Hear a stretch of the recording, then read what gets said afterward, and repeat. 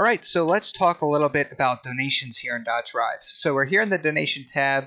You can see a very simple readout here of our past donations. And this is really just all donations that we're looking at right now. So to create a donation, it's really easy. Go ahead and hit the Add New Donation button.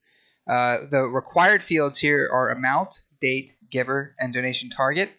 But in terms of best practices, it's always good to attach a pipeline first if you have a pipeline for this donation. So basically, if we created a pipeline for Jim and we're working through and we're asking him for a donation, and then a check arrives and it's from Jim for that thing that we were asking for. So basically, it's a donation that occurred through that pipeline. Attach that pipeline first, because then it will attach a lot of the other fields. Here, we have our steward, obviously, through that pipeline. We have our donation target through that. We have our giver through that.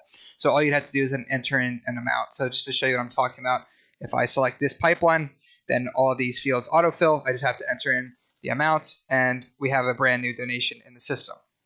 So we have the amount, obviously, self-explanatory. Date, the giver is who gave the check, so that'll pull right from your database. The donation targets, that's where are those funds going to go. You can always just use general fund if you're not quite sure.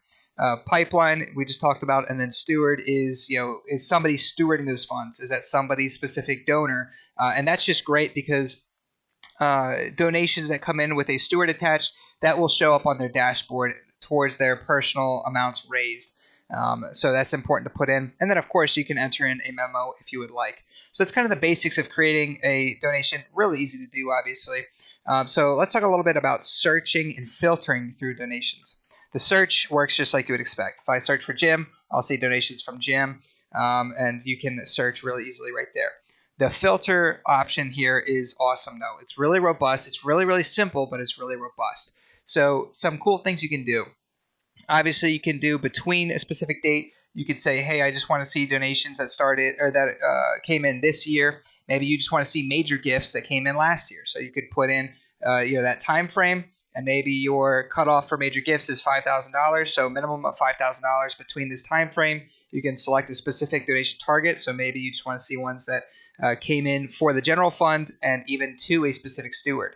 So if I apply this, I don't think anything will come up, but two of them came up apparently. So we have two donations now that just came through that. So what's cool about this is when I now click our export button, it's going to export out what I'm currently filtered to. So instead of exporting out all four of the donations, it just filtered out and exported out those two. So that's why you can run really simple but really robust reports through here, is by adding in those filters, whatever you want to filter for, and then use that export button, and it will export whatever you're currently looking at, whatever you're currently filtered down to. So that makes exporting robust and super, super easy. So now talking about QuickBooks. So what's really cool about this, you've already entered in a lot of the information that you need when you're going to go and enter it into QuickBooks. It's already right here. We have the amount, we have the individuals associated, we have where it's going. We have a lot of that information. We actually have all of that information.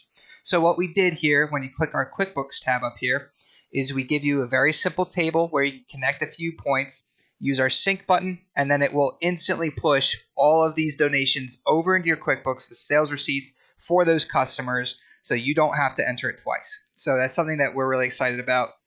But let me show you really quick how to use it and kind of some of the logic that we use behind here as well. So when a donation is created, it will automatically enter into your QuickBooks tab with the status of pending. So this is your status column here, and you can see our status filter. So right now we're looking at pending donations right here.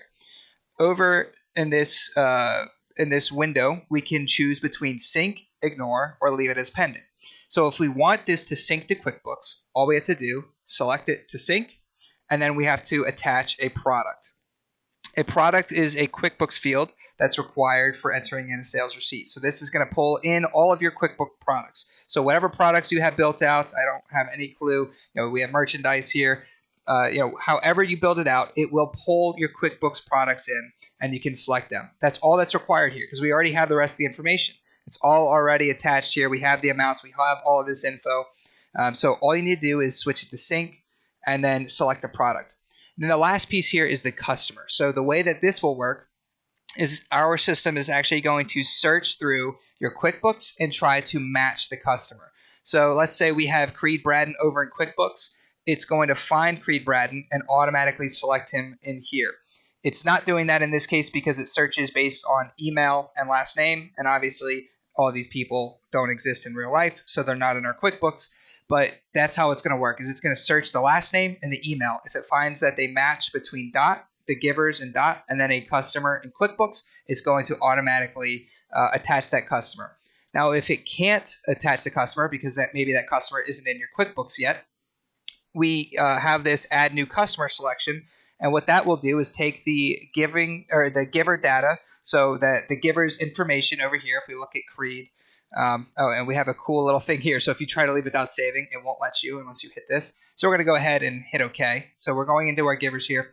So when it has that add new customer selected, it will add a customer into your QuickBooks with the name Creed Braden and this email associated and the rest of his information associated. One quick note is it will put Dot at the end. So it'll look like this in your system. It'll be Creed Braden, and then it will just say Dot. That's how it'll appear in your QuickBooks, just so that you know that this was a customer that was created from Dot.